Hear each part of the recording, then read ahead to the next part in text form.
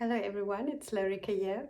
Um, I was away for a few weeks, 3 weeks actually, to this really nice little cabin in the woods it's called Småland in Sweden.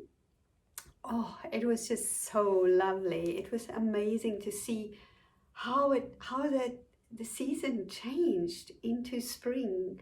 It was when we arrived there. It was you couldn't see any nothing on the trees. It was just those dead branches, and it almost felt like if I sat and watched the branches, those little tips from spring. If I watched them, I could see them grow. It was so beautiful, just like so beautiful. I had a complete social media, away from social media, internet. It was just wonderful. So yeah, so now I'm back. And when I came back, I had something in the mail from as a person that travels a lot, and now I've decided I got married to a Swedish man, so I want to stay in Sweden. So I applied for residency.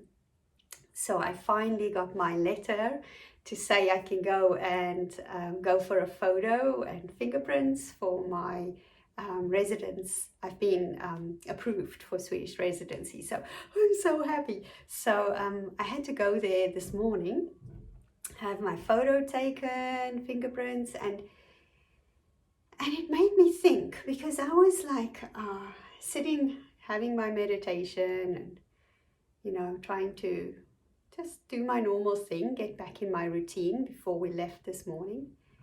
And I felt this nervousness in me, this terror almost, and shaky and, just not right. And I realized that it's quite interesting. And this is what I wanted to talk about today. It took me a long time to get to the point. But what I want to talk about today is this this thing that we have as children when we grow up, and the experiences that we have when we have children, or when we are children, and how those things stay with us. Yeah, those things become part of us, and it's so hard work to get rid of those patterns from the past. So I grew up during a very strange time in South Africa, and it was during apartheid, and I was taught to be very, I don't want to say respectful, it is more fearful of any type of authority. I was really afraid of authority, even as a little child. For me, authority wasn't it wasn't safe or something I looked up to and say, yeah, I can trust, maybe there was trust there, but the major thing I felt when it came to any type of authority, whether it was teachers or the church or police, anything, any government institution, it was fear. It was fear. That was the thing that was my overwhelming emotion when I think about those things. So, and I'm not saying this is true for all people in South Africa, but for me, that was how it was.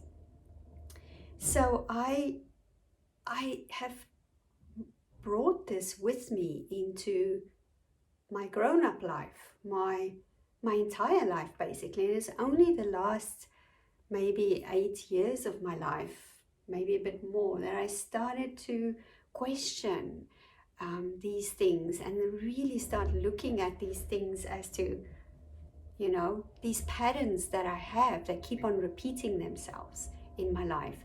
And so this morning, and I'm trying to work with these through meditation, through energy work, even through, just going inside of myself and figuring out, where does these emotions sit? What is the reason I have this? How can I deal with them? How can I work with them so that they become less, and maybe eventually I don't feel them anymore.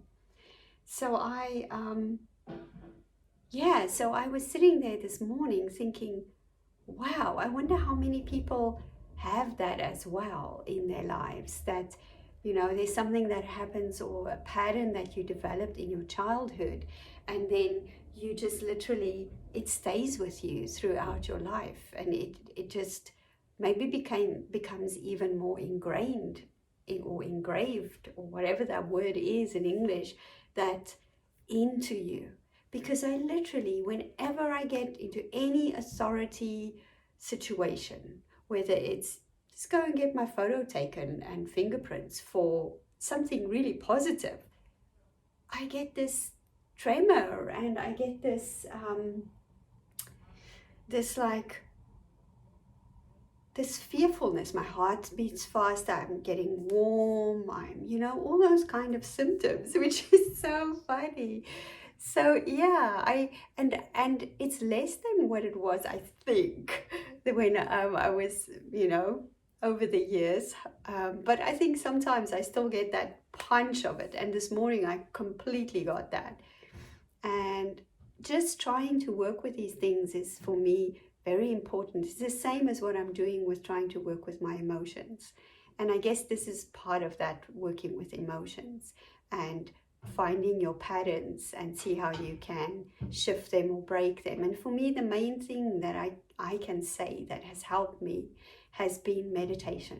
It absolutely helps me to just go quiet. It's nothing to with about controlling the mind. I don't do that with meditation. I don't think, okay, now I'm going to control my mind.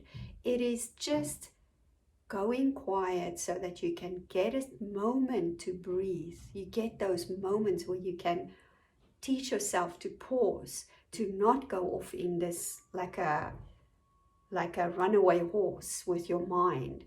Just a moment, even if you have half a minute that you can just step back and breathe and say, okay, let's just breathe a moment here. That count to 10. Let's count to 10. That kind of thing, it really helps. And just pause. And then you can go back to that thought. And then you have maybe a little bit more perspective.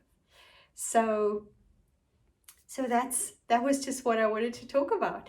And it would be really interesting if you guys have anything that maybe somebody that's listening have patterns from their past that they're trying to work with or change, or maybe you have changed some patterns completely and you're free of them.